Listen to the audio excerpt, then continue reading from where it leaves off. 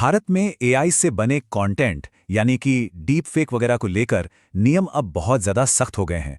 तो चलिए समझते हैं कि सरकार के इन नए दिशा निर्देशों का आखिर मतलब क्या है और इसका हम सब पर क्या असर पड़ने वाला है। आजकल ऑनलाइन कुछ भी देखते हुए ये सवाल पूछना बहुत जरूरी हो गया है ना? असली और नकली के बीच की जो लाइन है वो इतनी धुंधली हो गई है कि अब सरकार को इस पर लगाम कसने के लिए एक बड़ा कदम उठाना ही पड़ा। देखिए, एआई से बने कंटेंट के बढ़ने से कई सीरियस प्रॉब्लम्स पैदा हुई हैं। पिछले कुछ समय में हमने डीप फेक वीडियो, फर्जी तस्वीरें और नकली ऑडियो में जबरदस्त उछाल देखा है, जिसने सरकार को एक्शन लेने पर मजबूर कर दिया। एआई से बने फेक कंटेंट अब सिर्फ कोई मजाक या मीम नहीं रहे। ये अब गलत जानकारी फैलाने, लोगों की इज्जत से खेलने और यहां तक कि धोखाधड़ी करने का एक बहुत बड़ा जरिया बन चुके हैं। इन्हीं खतरों से निपटने के लिए ये नए नियम लाए गए हैं। तो प्रॉब्लम तो एकदम साफ है। अब देखते हैं कि सरकार इस खतरे से निपटने के लिए क्या ठोस नियम लेकर आई है।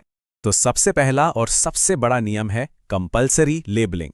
इसका मतलब यह है कि अब हर एआई से बनी तस्वीर या वीडियो पर साफ साफ लिखा होना चाहिए कि इसे एआई से बनाया गया है। इससे यूजर्स को देखते ही पता चल जाएगा कि जो दिख रहा है वो असली नहीं है। अब बात करते हैं इन नए नियमों में हुए सबसे बड़े बदलाव की, और ये बदलाव जुड़ा है एक्शन लेने की स्पीड से।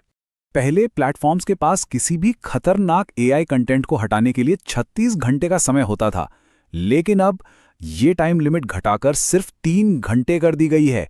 जी हां, ये एक बहुत ही बड़ा बदलाव है। सिर्फ 3 घंटे, ये एक नंबर ही सरकार के इरादे की गंभीरता को दिखाता है। मतलब अगर कोई कंटेंट राष्ट्रीय सुरक्षा या किसी की मानहानि के लिए खतरा है तो उसे फ्लैग किए जाने के 3 घंटे के अंदर हटाना ही होगा। तो अब सवाल ये उठता है कि इन नए और इतने तेज नियमों को लागू करने की जिम्मेदारी आखिर होगी किसकी? ये एक बहुत ही जरूरी सवाल है।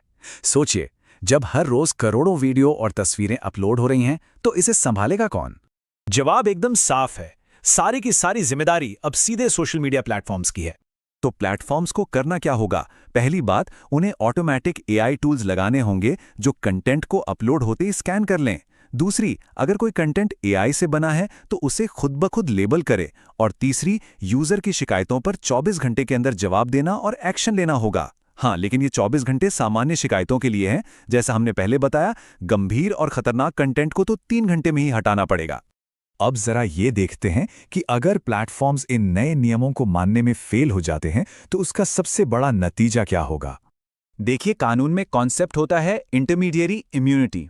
आसान भाषा में इसका मतलब है कि सोशल मीडिया कंपनियां सिर्फ एक बिचौलिया हैं और उनके यूजर्स क्या पोस्ट करते हैं इसके लिए वो कानूनी तौर पर जिम्मेदार नहीं हैं। ये उनके लिए एक बहुत बड़ी कानूनी ढाल की तरह काम करती आई है।